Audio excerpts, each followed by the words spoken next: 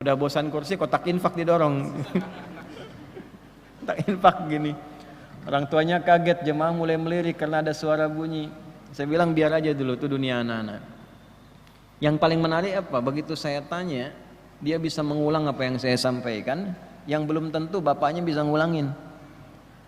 Tuh Pak, Bu ya.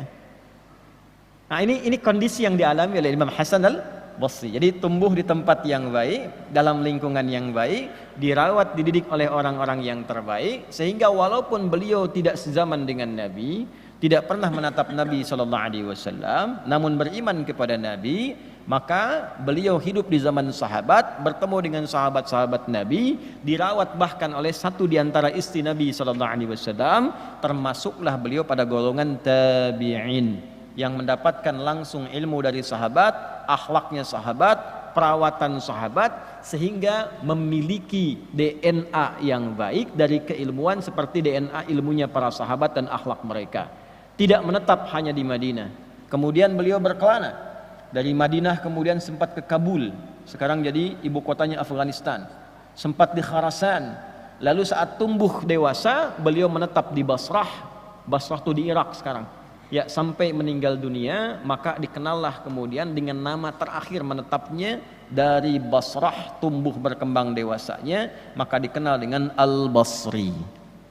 Nah, jadi Al-Basri ini bukan lahirnya di Basrah, lahirnya di Madinah, tumbuh dewasa, mengajar sampai wafat di mana, di Basrah. Maka dikenal dengan Imam Al-Hasan Al-Basri.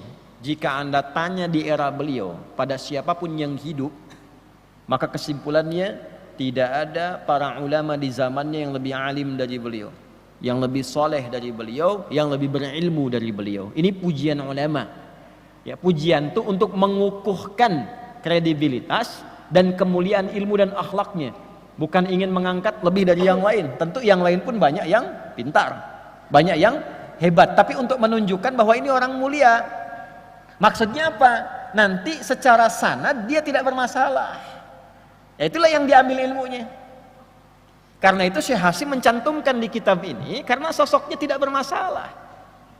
Ya, semua amalnya, semua ilmunya, semua jenis pelajarannya, maka siapapun yang lihat mengerti, oh ini berkesesuaian dengan hukum Allah, dengan ridha Allah. Inilah sesungguhnya yang diajarkan Nabi SAW. Maka semua menyimpulkan radhiyallahu taala anhu. Nah, inilah sanad namanya. Maka penting dari siapa Anda belajar, itu akan membentuk karakter. Anda belajar dari guru yang pemarah, Anda akan jadi pemarah. Anda belajar dari guru yang lembut, Anda akan jadi lembut.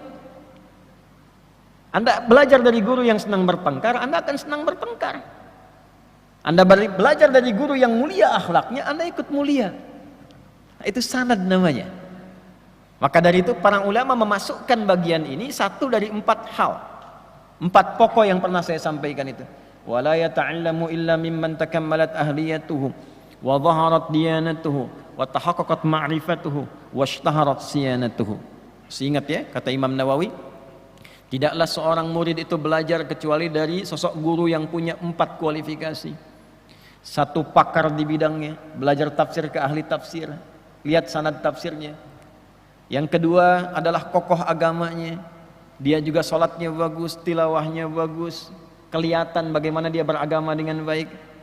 Yang ketiga ma'rifatnya dalam, dia kenal dirinya, dia kenal Allah, dia tahu bagaimana menjaga lisannya. Ya, dia nggak mungkin keluarkan fatwa yang tidak Allah kehendaki. Ya. Kemudian yang keempat itu baik akhlaknya, bisa ditiru. Jadi tidak menjadi fitnah. Ya, pantas belajar dari Ustadz Fulan kelakuannya begini. Nah, jadi fitnah. Jelas ya?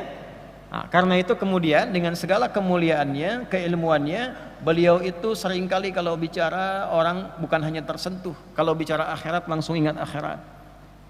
Melihatnya banyak orang taubat, banyak orang belajar dari beliau menjadi ulama. Di antaranya Imam Al-Qatadah, ya radhiyallahu taala anhu. Itu beliau belajar dari Imam Al-Hasan Al-Basri. Di antara catatan-catatan yang didokumentasikan oleh para ulama terkait dengan aspek pencarian guru yang baik dari pengalaman Imam Hasan Al-Basri, dicantumkanlah kemudian oleh para ulama, dikutip oleh ulama setelahnya dan Hadratus Syekh Muhammad Hashim bin Asy'ari mengambil satu bagian catatan itu dituangkan dalam kitabnya, dan ini yang tadi kita bacakan.